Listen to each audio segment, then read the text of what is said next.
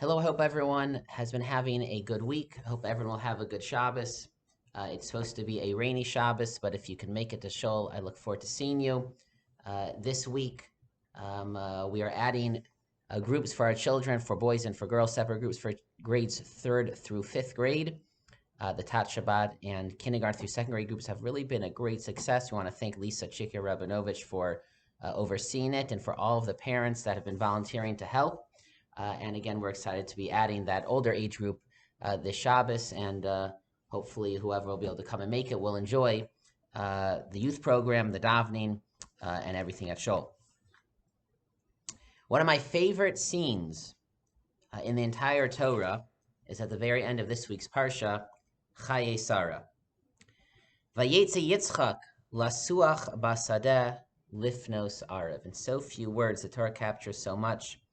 We can envision it, imagine it. And Yitzchak went out to pray, to meditate in a holy elevated state in the field in the evening as the sun was setting. Vayisainav, and he lifted his eyes. Vayar, and he saw V'nei Gemalim Ba'im. There's a caravan of camels coming back, some large group traveling, something somewhat out of the ordinary, presumably. Perhaps he is wondering, is it Eliezer returning with his future wife? Vatisa Rivka Seineha, and on the other side, the camera pans, and Rivka on her camel, she lifts her eyes. Vatera es Yitzchak. Yitzchak couldn't make out Rivka, but Rivka makes out Yitzchak. She sees him. She sees him davening in the field, a flame in a holy fire.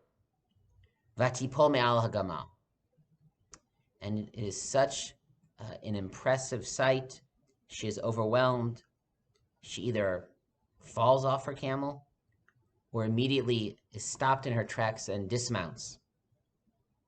Vatomer el eved, and she says to the servant who is guiding her, Mi ha'ish halazeh, haholech basadeh likvarsenu. Who is that man who is walking out to greet us?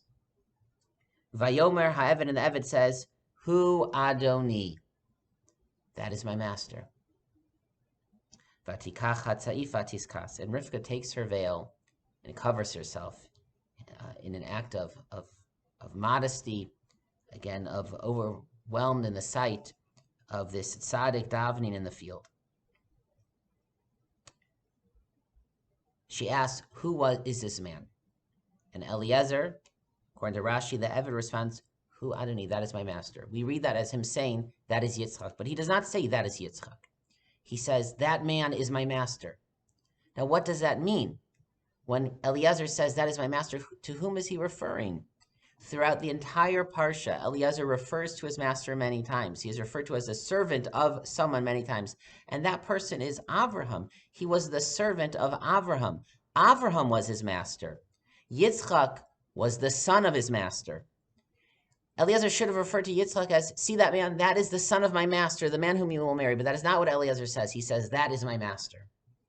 We can imagine that at that moment, when apparently Yitzchak was in such an incredible state that anyone who saw him, Rivka saw him, was so overwhelmed.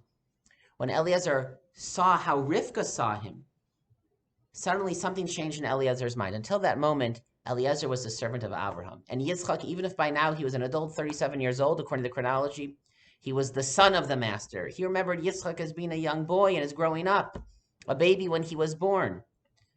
He didn't look up.